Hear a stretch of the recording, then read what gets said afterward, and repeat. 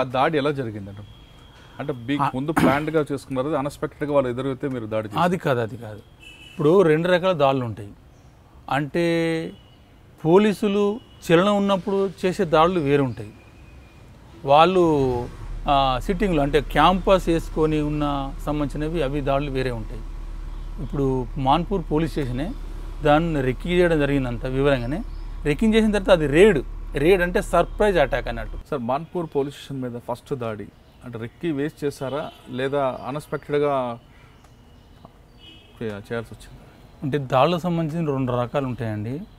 ఒకటో అనుకోకుండా ఆపర్చునిటీగా అనుకోకుండా వచ్చినప్పుడు దాడి చేయడం ఒకటైతే, ప్లానింగ్తో చేయడం ఒకటి ఉంటుంది. అందుకోసము ఈ రేడ్స్ ఏవైనా కూడా చాలా మటుకు ప్లాన్తోనే ఉంటాయి. ఆంబుష్లు ఏవైతే ఉంటే దాంట్లో 2 రకాలు ఉంటాయి. ఆపర్చునిటీ, డెలిబరేట్ అంటేనో ప్లాన్తో, ఆపర్చునిటీ అంటేనో అనుకోకుండా తారసపడిన అవకాశం వచ్చి చేయడం. ఇప్పుడు ఈ స్టేషన్కి సంబంధించింది అనుకోకుండా చేయడం అనేది కొద్దిగా కష్టం.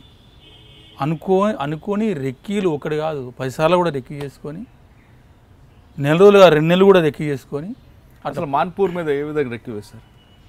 మాన్పూర్ సంబంధించింది ఏంటంటే మనకు కొద్దిగా వీక్ ఉందనేది. వీక్ అంటే ముఖ్యంగా మనం ఏం చూస్తామంటే ఫెన్సింగ్ వైర్ ఉందా లేదా, ఎంట్రన్స్ చాలా స్పీడ్గా మనం లోపలికి పోగలుగుతాం లేదా, ఇది మెయిన్. ఫస్ట్ సెంట్రీని మన కంట్రోల్ తెచ్చుకోగలుగుతామా లేదా, ఇది అనేది మనం చూసుకుంటామండి. అందుకేంటంటే మనం రోడ్డుపై పక్క ఊళ్ళో వ్యక్తుల్లాగా అట్లా మనం రెక్కి చేయడం జరిగింది. దాంట్లో అందరం చేయము, మెయిన్గా లీడర్షిప్ ఎవరైతే ఉంటారో వాళ్ళే చేయాలి. అందరూ పోతుందంటే అది ఎక్స్పోజ్ అవుతుంది. ఎక్స్పోజ్ అయిన తర్వాత మనం మళ్ళీ యాక్షన్ ఫెయిల్ అయితే లేకపోతే మనమైనా నష్టాలకు గురి కావచ్చు. అట్లా అది ఒక 10-15 రోజులు రెక్కి చేయడం జరిగింది. రెక్కి చేసిన తర్వాత మనం నైట్ అంటే 8 గంటల ప్రాంతాల్లో మనం వాళ్ళు తినే టైము, ఈ టైమే మనకు బాగుంటుందని చెప్పి అనుకొని అట్లా ఒక స్టాప్ పార్టీలు అంటే మెయిన్ రోడ్ కదా, జనగాం రాజనందగాం పోతుంది, అది అటొక బ్యాచ్ ఇటో బ్యాచ్ పెట్టి అట్లా మనం 3-4 బ్యాచ్లుగా ఎంట్రీ కావడం జరిగింది. అక్కడేం పోలీసులకి ఏం నష్టం జరగలేదు. పోలీసు వాళ్ళు చాలామంది కూడా లేకుండ్రి, అందరూ భోజనానికి వెళ్ళిపోయిండ్రు. మనకేంటంటే సెంట్రీ మనకు దొరికిండు. సెంట్రీ ద్వారా ఎస్ఐ ఎక్కడ ఉంటే పలానా రూమ్లో అని చెప్పిండు. ఎస్ఐ పట్టుకున్న ద్వారా ఆ ఉన్న పోలీసు వాళ్ళని సరెండర్ కమ్మంటే సరెండర్ అయిపోయిండు.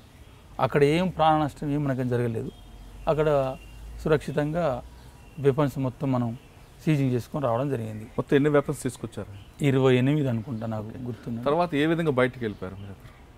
మనం వచ్చే రూట్ మనకు ముఖ్యంగా గడిచిరోలి కదా, గడిచిరోలికి వెళ్ళి మనం వెళ్ళిపోవడం జరిగింది. నైటే ఇక నైట్ అంతా నిద్ర ఉండదు కాబట్టి ఎట్లుంటుంది, ముందే మనం ప్రిపరేషన్లో ఉంటాం కాబట్టి ఇక కొద్దిగా మనకు రెస్ట్ అనేది తక్కువ ఉంటుంది.